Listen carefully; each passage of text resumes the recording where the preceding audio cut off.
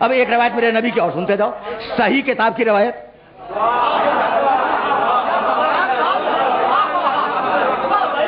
ساری روایتیں صحیح کتاب سے پڑھ رہا ہوں میں، سنو گے خدا کی قسم حیران ہو جاؤ گے اس روایت کو سن کر۔ اب میں کمنٹ کیا کروں اس روایت پر، تمہیں ہدیہ کر دوں۔ میرے نبی نے کہا، صحیح کتاب کی روایت ہے، کسورا علی الکذابہ، آج کل جھوٹی حدیثیں گڑھ کر میری طرف منسوب کرنے والے بہت زیادہ ہو گئے ہیں۔ یعنی ہم تو سمجھے تھے کہ اس زمانے کا ہر ایک سچا ہے، یہ جھوٹے کہاں سے نکلا ہے؟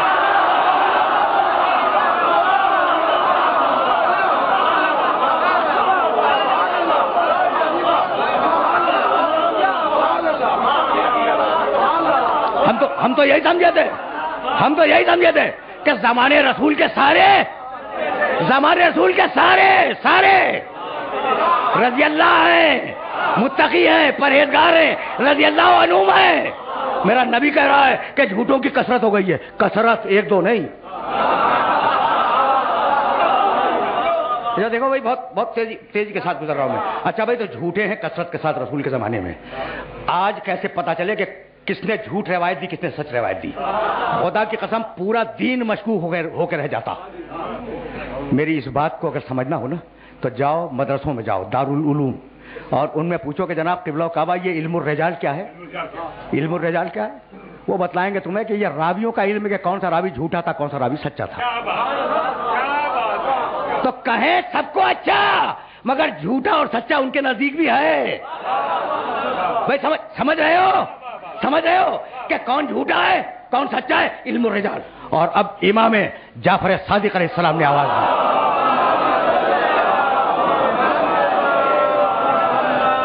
کہا فرزند رسول، کسی نے کہا، دیکھو یہ ہیں بقائے دین والے، دین کو باقی رکھنے والے، فرزند رسول یہ جو آپ عجیب و غریب قسم کی روایتیں بیان کرتے ہیں تو یہ آپ کہاں سے سن کے بیان کرتے ہیں؟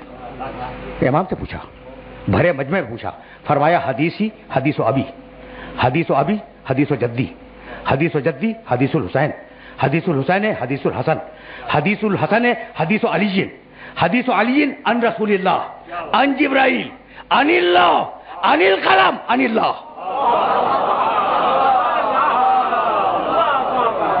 بھائی اتنا لمبا سلسلہ بیان کرنے کی کیا ضرورت ہے کہ میں جو بیان کرتا ہوں وہ بیان کیا میرے باپ نے، اور اسے بیان کیا ان کے باپ نے، اور ان سے بیان کیا حسین نے، ان سے بیان کیا ان کے بھائی حسن نے، ان سے بیان کیا ان کے باپ علی نے، ان سے بیان کیا ان کے بھائی رسول نے، رسول تک پہنچایا جبریل نے، جبریل نے دیکھا لوح پہ لکھا قلم نے، اور قلم کو حکم دیا تھا اللہ نے۔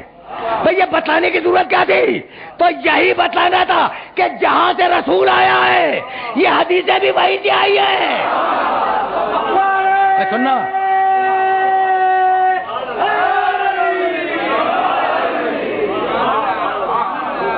سمجھ رہے ہو بات کو؟ اب عجیب و غریب مراحل ہیں۔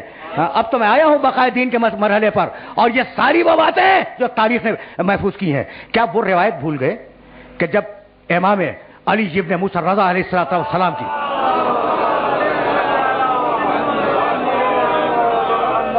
سواری نشاپور پہنچی تو 17,000 راویوں نے گھیر لیا سواری کو اور کہا کہ ہم رسول اللہ کا چہرہ دیکھنا چاہتے ہیں۔ بھئی کس سے کہہ رہے ہیں؟ امام رضا کے اس سائز سے جس نے ناقے کی لگام تھامی ہوئی ہے کہ ہم رسول اللہ کا چہرہ دیکھنا چاہ رہے ہیں۔ اور جب میرے امام نے نقاب الٹی تو کہا کہ فرزند رسول کچھ عنایت کریں، ہم رسول اللہ کا لہجہ سننا چاہ رہے ہیں۔ یعنی خدا کی قسم کمال ہو گیا، رسول سے 8ویں پشت میں رضا، نہ صورت بدلی نہ چہرہ بدلا۔ میں سمجھ رہا ہوں نا، نہ صورت بدلی، نہ چہرہ بدلا، نہ انداز بدلے، نہ آواز بدلی۔ ٹھیک، تو ایک مرتبہ امام نے، بڑی مشہور روایت ہے اور روایت پوری نہیں پڑھوں گا، کہا کہ مجھ سے میرے باپ نے بیان کیا، ان سے ان کے باپ نے بیان کیا، ان سے ان کے باپ نے بیان کیا، پورا سلسلہ۔ اور پھر علی سے رسول نے بیان کیا، رسول سے جبریل نے بیان کیا، جبریل نے لوح پہ دیکھا، لوح پر قلم نے لکھا، قلم کو حکم دیا تھا اللہ نے۔ یہ سلسلہ امام رضا علیہ السلام نے بیان فرمایا ہے۔ امام احمد ابن حنبل اپنی کتاب میں اس سلسلے کو لکھتے ہیں۔ رضا، عجیب و غریب بات ہے، موسی کاظم، جعفر صادق، محمد باقر، زین العابدین، حسین، پورا سلسلہ لکھا ہے انہوں نے، اور کہنے لگے یہ اتنا متبرک سلسلہ ہے ناموں کا، اتنا بھائی عجیب. یہ جملہ میں نے خود دیکھا. امام احمد ابن حنبل رحمۃ اللہ علیہ فرماتے ہیں کہ یہ ناموں کا اتنا متبرک سلسلہ ہے کہ اگر پاگل پہ پڑھ کے پھونک دیا جائے تو اسے شفا ہو جائے. جب نام اتنے طاقتور ہیں تو ذاتیں کتنی طاقتور ہوں گی. بھائی عجیب بات ہے. مجھے شکایت کرنے دو. امام ابن حنبل نے کہا اگر پاگل پہ یہ نام پھونک دیا جائے تو پاگل کو شفا مل جائے ایک مرتبہ. اور آپ صدیوں سے یہ نام سن رہے ہیں، آپ کو اب تک شفا نہیں ہوئی. آیا دربار میں ایک دانشور اپنے زمانے کا، اور آنے کے بعد کہنے لگا کہ خلیفہ وقت سے جو بھی بادشاہ رہا ہو مسلمانوں کا، اس نے کہا کہ بھائی دیکھو یہ جو آسمان ہے یہ آسمان 7 ہیں، اور یہ پیاز کے چھلکوں کی طرح ایک کے اوپر دوسرے ہیں. جیسے پیاز کا چھلکا نہیں ہوتا، چھلکے پہ چھلکا چھلکے پہ چھلکا، اس طریقے سے یہ 7 ہیں.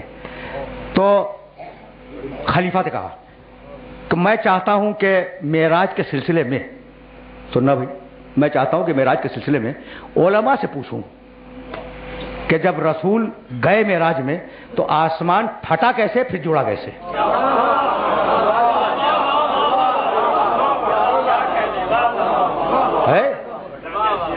ہاں بھائی جب پیاز کے چھلکوں جیسا ہے تو سوال تو ہوتا ہے کہ یہ پھٹا کیسے اور یہ جوڑا کیسے. اچھا بھائی اب رسول کی معراج پہ تو سوچ رہے ہیں کہ پھٹا کیسے اور جوڑا کیسے.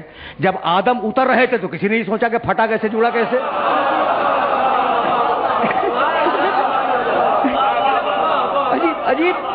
عجیب ہے یہ مسلمانوں کا مزاج عجیب ہے، دوہرا معیار ہے. اچھا دیکھو بڑے کام کی بات کہنے جا رہا ہوں. یہ آسمان پھٹا کیسے جڑا کیسے، علماء آئے، علماء بیٹھے، اور اس مسلمان دانشور نے کہا کہ بھائی آپ تو علماء کرام ہیں اور آپ سے صرف یہ پوچھنا ہے کہ یہ جو سارے آسمان ہیں یہ پیاز کے چھلکوں کی طرح ہیں، تو یہ بتائیں کہ جب پیغمبر معراج میں گئے تو آسمان پھٹا کیسے اور پھر دوبارہ جڑا کیسے. سوچتے رہے بڑی دیر تک. علماء ہے، وقت تو چاہیے سوچنے کے لیے. اچھا پھر آپس میں گفتگو بھی کی انہوں نے. ہاں آپس میں گفتگو بھی آہستہ آہستہ، کوئی لوگ نہ سنے. پھر جانتے ہو جو سینئر عالم تھا اس نے کہا کہ اصل میں معراج جسمانی نہیں تھی، روحانی تھی. اس دن سے معراج روحانی کا عقیدہ آیا. جب جواب نہ دے سکے تو عقیدہ ہی بدل دیا.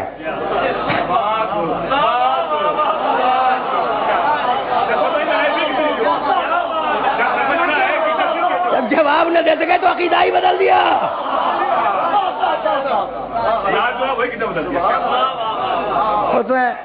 اس نے کہا کہ یہ تیرے دربار کے علماء یہ چونکہ جواب نہ دے سکے اس لیے یہ بہانہ بنا رہے ہیں کہ معراج روحانی تھی جسمانی نہیں تھی، ہمیں تو صحیح جواب چاہیے. وزیر حیران ہے، خلیفہ حیران ہے. دونوں نے آپس میں مشورہ کیا. ایک تیسرا شخص جو دور کھڑا ہوا تھا اس نے آ کے کہا وزیر سے کہ میں خلیفہ سے کچھ کہنا چاہ رہا ہوں.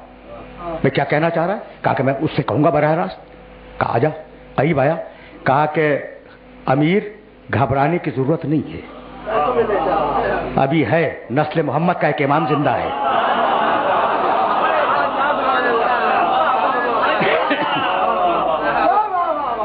جس کو معراج ہوئی تھی نا اس کا بیٹا زندہ ہے. کہا کون؟ کہا جعفر صادق. کہا بڑا امام تشریف لائے اور آ کے بیٹھے. بھائی توجہ رہے، خدا کی قسم توجہ رہے. اس لیے کہ واقعات تو واقعات ہیں، میں تو صرف ایک جملے کے لیے زحمت دے رہا ہوں. کہا فرزند رسول آپ تو خیر رسول اللہ کی نسل ہے، یہ مجھے بتلائیے آپ قائل ہیں کہ آپ کے جد جسم کے ساتھ گئے تھے؟ کہا کہ ہاں میرا عقیدہ یہی ہے. ہم اعتراضات سے گھبرا کے عقیدہ نہیں بدلا کرتے.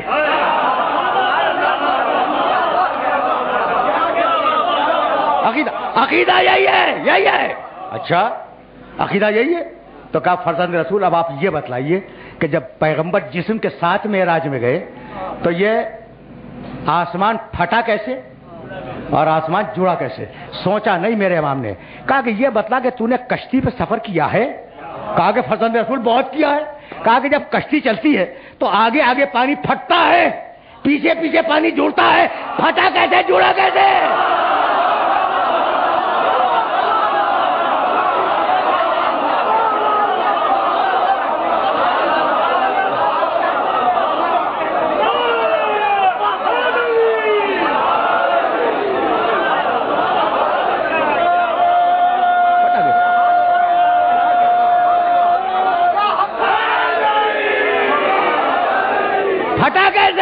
پانی آگے پھٹا کیسے پیچھے جڑا کیسے؟ کہا اچھا چھوڑ تو کشتی کو، یہ بتا کہ گھوڑے پہ تو بیٹھ کے چلتا ہے نا؟ کہا کہ ہاں فرزند رسول بہت چلتا ہوں۔ کہا آگے آگے ہوا پھٹتی کیسے پیچھے جوڑتی کیسے؟